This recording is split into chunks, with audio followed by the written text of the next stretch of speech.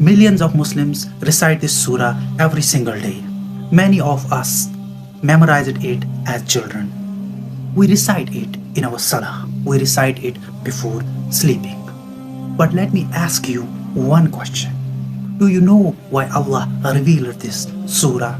Do you know what every single verse actually means?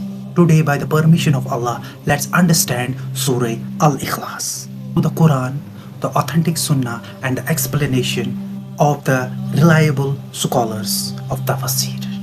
Our goal is not to present our opinions. Our goal is to understand the words of Allah as they were explained through authentic sources. A'udhu billahi minash shaitanir rajim. Bismillahir rahmanir rahim. Qul huwallahu ahad. Allahu As-Samad. Lam yalid walam yulad walam yakul lahu kufuwan ahad. He is Allah, the One, Allah, the eternal refuge. He neither begets nor is born, and there is none comparable to him. Reference Surah Al-Ikhlas 112 1-4. Historical background. Before understanding these verses, let's first understand why this surah was revealed.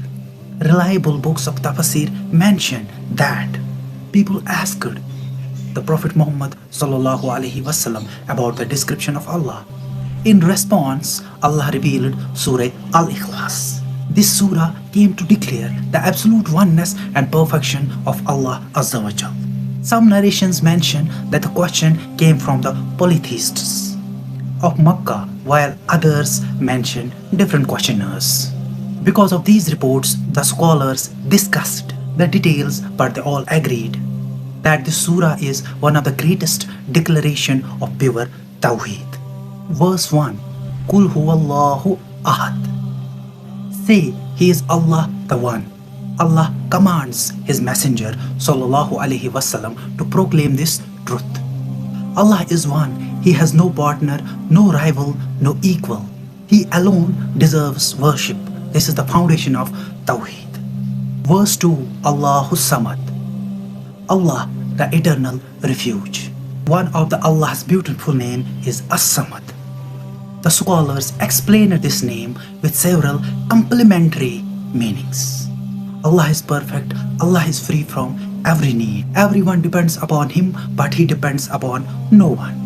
Everything needs Allah. Allah needs nothing. Verse 3. Lam yalid walam yulad. He neither begets nor is born. Allah is unlike His creation. He has no children. He has no parents. He was never created, rather, He is the creator of everything. This verse rejects every false belief that attributes offsprings or ancestry to Allah Azza wa Jal. Verse 4. Walam yakul lahu kufuwan ahad. And there is none comparable to Him. Nothing resembles Allah. No human, no king, no angel, no prophet, no creation. Allah alone possesses absolute perfection. There is nothing equal to Him. Reflection. This surah only contains 4 verses. It teaches one of the greatest realities in Islam. It teaches who Allah truly is. The more we knew Allah, the stronger our worship becomes. The stronger our relationship with Allah becomes. Next time you recite Surah Al-Ikhlas, don't only recite it with your tongue. Recite it while understanding what Allah is telling you. Virtues of Surah Al-Ikhlas. The Messenger of Allah sallallahu alaihi wasallam informed us of the tremendous virtues of this surah. Number 1. Surah Ikhlas is equivalent to 1/3 of Quran. Reference Sahih Bukhari Hadith 5013.